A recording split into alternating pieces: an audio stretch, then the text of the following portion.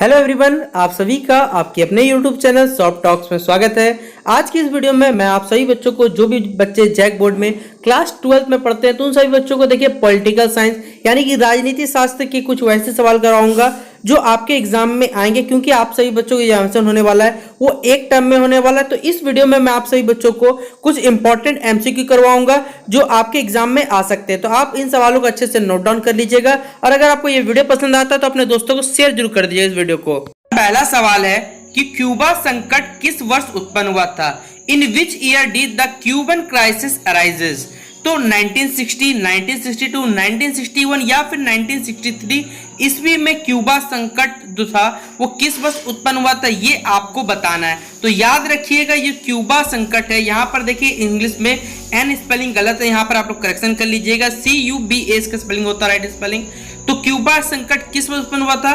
तो 1961 या 1961 वो ईयर था जहां पर क्यूबा संकट उत्पन्न हुआ था। ऑप्शन नंबर सी इसका सही जवाब आप लोग टिक करें। अगला सवाल है हमारा, शीत युद्ध का अंत कब हुआ था, यानी when did the cold war and? शीत युद्ध का अंत किस वर्ष हुआ था ये हमें बताना है। आपको चार ऑप्शन यहाँ पर दिए गए हैं, 1991, 1891, 2001 ईस्वी या फिर 2002 ईस्वी। तो याद रखिए शीत युद्ध का जो अंत हुआ था वो किस वर्ष हुआ था? तो हुआ था आपका ऑप्शन नंबर 1991 ईस्वी में इसका अंत हुआ था। अगला सवाल है हमारा, यूरोपीय आर्थिक समुदाय की स्थापना कब हुई थी, यानी when was the European economic community established? 1957, 2005, 1992 या फिर 2006? यूरोपियन इकोनॉमिक कम्युनिटी जो थी यानी यूरोपीय आर्थिक समुदाय, इसकी स्थापना किस वर्ष हुई थी? तो याद रखिए 2005 ईस्वी में क्या हुई थी, इसका स्थापना हुई थी। तो आपका ऑप्शन नंबर बी सही जवाब हो जाएगा। अगला सवाल है देखिए हमारा कि मई 1945 में देखिए राइट, देखिए यहाँ पर आपको पढ़ा हुआ मिल जाएगा राइट स्टैंग बिल्डिंग, जो कहां पर है? बर्लिन जर्मनी पर है। जिस देश के सैनिकों ने जहां पर झंडा फहराया था उसका नाम क्या था, ये हमें बताने किस देश ने फहराया था। The name of the country whose soldier had hoisted the flag on the Reichstag building Berlin Germany in May 1945। Soviet संघ, यानी जिसको वर्तमान का भी आप लोग रूस जानते हैं, फ्रांस, ब्रिटेन या इनमें से कोई नहीं। तो इसका सही जवाब हो जाएगा ऑप्शन नंबर ए सोवियत संघ। ऑप्शन नंबर ए इसका सही जवाब टिक करिएगा। अगला सवाल हमारा, संयुक्त राज्य अमेरिका यानी यूनाइटेड स्टेट्स ऑफ अमेरिका में टोटल कितने राज्य हैं? How many states are there in the United States of America? 49, 50, 51 या फिर 52? तो इसका सही जवाब क्या हो जाएगा? ऑप्शन नंबर बी 50 इसका राइट आंसर हो जाएगा। 50 टोटल राज्य हैं किनमें? संयुक्त राज्य अमेरिका में। अगला सवाल है हमारा कि रोनाल्ड रीगन ये जो थे ये किस देश के राष्ट्रपति थे? यूएसए के, रूस के, फ्रांस के या फिर जर्मनी के? तो कहां के राष्ट्रपति थे? तो ये थे यूएसए यानी यूनाइटेड स्टेट्स ऑफ अमेरिका, संयुक्त राज्य अमेरिका के क्या थे? ये क्या थे, कह सकते हैं बच्चों भूतपूर्व क्या थे? प्रेसिडेंट थे। अगला सवाल है हमारा, किस देश के साथ भारत ने मित्रता एवं व्यापार की संधि की जिसकी प्रस्तावना में पंचशील के सूत्र रखे हुए, यानी with which country India made a treaty of friendship and trade in whose preambles the formula of Panchsheel are kept? Soviet संघ, संयुक्त राज्य अमेरिका, चीन या फिर पाकिस्तान? तो क्या होगा सही जवाब? इसका हो जाएगा ऑप्शन नंबर सी चीन, इसका राइट आंसर हो जाएगा।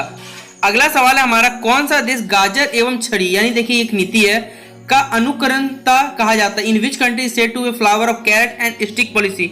यूएसए, रूसी संघ, पाकिस्तान या फिर चीन? तो सही जवाब क्या हो जाएगा? ऑप्शन नंबर डी इसका राइट आंसर हो जाएगा, चीन, इसका सही जवाब टिक करिएगा। अगला सवाल है, नेशनल कांग्रेस पार्टी किस राज्य में सबसे सक्रिय मानी जाती है? उत्तर प्रदेश, अरुणाचल प्रदेश, जम्मू कश्मीर या फिर मिजोरम?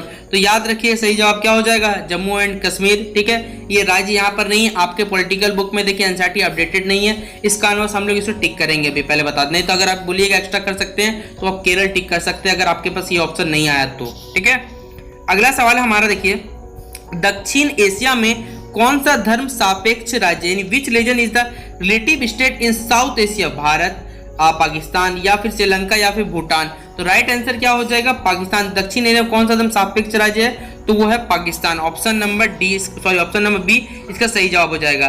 फिर अगला सवाल है देखिए, मुख्यमंत्री की नियुक्ति, तो आपको मालूम होगा मुख्यमंत्री की नियुक्ति कौन करता है? तो राज्य के राज्यपाल करते हैं इनकी नियुक्ति। तो ऑप्शन नंबर सी इसका सही जवाब होगा। अगला सवाल देखिए, हमारे भारतीय संविधान में कितने फंडामेंटल ड्यूटीज यानी मौलिक कर्तव्य है? तो ये चीज आप लोग जानते होंगे। कितने हैं टोटल? 11 मौलिक कर्तव्य हमें दिए गए हैं कि हमारा ये कर्तव्य है हमारे किसी भी देश के प्रति, हमारे भारत देश के प्रति। ऑप्शन नंबर डी इसका राइट आंसर होगा। अगला हमारा भारत की राष्ट्रपति प्रतिभा देव सिंह पाटिल का क्रम के हिसाब से मतलब कितने नंबर की वो भारत की प्रेसिडेंट थी, ये हमें बताना है कि what was the rank of the president of India Pratibha Dev Singh Patil. तो देखिए आपको 4 ऑप्शन दिए गए हैं, आपको बताना है कौन सा ऑप्शन सही है, 12th, 13th, 11th या फिर 14th। तो देखिए इंग्लिश में भी लिखा हुआ, हिंदी में लिखा हुआ, क्या सही जवाब हो जाएगा? वो 13वें नंबर की भारत की क्या है, राष्ट्रपति थी। ऑप्शन नंबर 20 का राइट आंसर होगा। अगला सवाल देखिए धारा 370। धारा 370 तो हम सीधा कहाँ जाएंगे, किस प्रदेश संबंधित है? तो जम्मू एंड कश्मीर से ये चीज संबंधित है। Option number D. अगला हमारा भारत में नई राजनीतिक नीति की जो शुरुआत हुई थी ये किस प्रधानमंत्री के शासनकाल में हुई थी, हमें बताना है। मनमोहन सिंह, नरसिम्हा राव, राजीव गांधी या फिर बीपी सिंह, किनके कार्यकाल में हुई थी? तो ये हुई थी पीवी नरसिम्हा राव के कार्यकाल में शुरू हुई थी नई आर्थिक नीति। ऑप्शन नंबर बी इसका सही जवाब होगा। अगला 16वां क्वेश्चन हमारा, निम्नलिखित में से कौन सा संवैधानिक संस्था नहीं है, कॉन्स्टिट्यूशनल बॉडी नहीं है? नीति आयोग हो गया option number A. Option number B वित्त आयोग, फिर संघ लोक सेवा या फिर चुनाव आयोग। कौन सा यहाँ पर देखिए इसके अंदर नहीं आता, हमें ये बताना है कि कॉन्स्टिट्यूशनल बॉडी एक नहीं है, ये हमें बताना है। तो क्या हो जाएगा? नीति आयोग। ऑप्शन नंबर ए क्या हो जाएगा? सही जवाब हो जाएगा। अगला सवाल देखिए, नेहरू की गुट निरपेक्षता की जो नीति है सबसे पहले परीक्षण कब हुआ था, कौन से टाइम हुआ था बताना? 1950 की कोरिया की लड़ाई में, चीन के आक्रमण 1962, पाकिस्तान का आक्रमण 1965 या फिर 1971 बांग्लादेश के युद्ध में। तो इसका सही जवाब क्या हो जाएगा? तो इसका सही जवाब हो जाएगा आपका ऑप्शन नंबर ए, 1950 की कोरिया की लड़ाई में। ऑप्शन नंबर ए। अगला सवाल हमारा, भारत के किस देश के संधि की जिसके प्रस्ताव में पंचशील के सूत्र रखे हुए, ये हमने अभी पहले ही जस्ट पढ़ाया था आपको, पाकिस्तान के साथ, चीन के साथ, अमेरिका के साथ या फिर किसके साथ? सोवियत संघ। तो क्या हो जाएगा सही जवाब? 18 का क्या हो जाएगा? बी इसका राइट आंसर हो जाएगा। फिर कांग्रेस की स्थापना आपको मालूम है कौन सी ने? ए.ओ. हुम नामक क्या की थी, अंग्रेज ने क्या की थी? कांग्रेस की स्थापना की थी। तो ऑप्शन नंबर ए इसका राइट आंसर होगा। फिर अगला सवाल है देखिए हमारा, भारत में गैर कांग्रेस सरकार के पहले प्रधानमंत्री कौन थे बताने, who was the first prime minister of non Congress government in? Chandrashekhar, Morarji Desai, BP Singh first बोला गया, आर.के. लाल और फिर गुजराईलाल नंदा जी सब कह सकते हैं। तो किसने कौन थे? तो वो थे मोरारजी देसाई। क्या थे? फर्स्ट प्राइम मिनिस्टर थे जो नॉन कांग्रेस गवर्नमेंट से बिलोंग करते थे। ऑप्शन नंबर क्या हो जाएगा? बी इसका राइट आंसर हो जाएगा।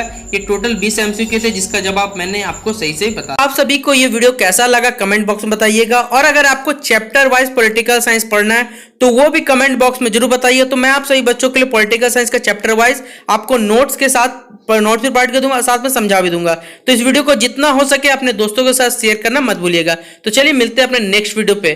लोग नए हो तो सब्सक्राइब करो, वो जो लाल वाला बटन है उसके साथ स्कैम करो या फिर महफिल जमाओ, मुझे नहीं पता, बस क्लिक हो जाना चाहिए। अब मैं भी जा रहा हूं, मुझे पार्क में स्टंट्स मारने जाना है।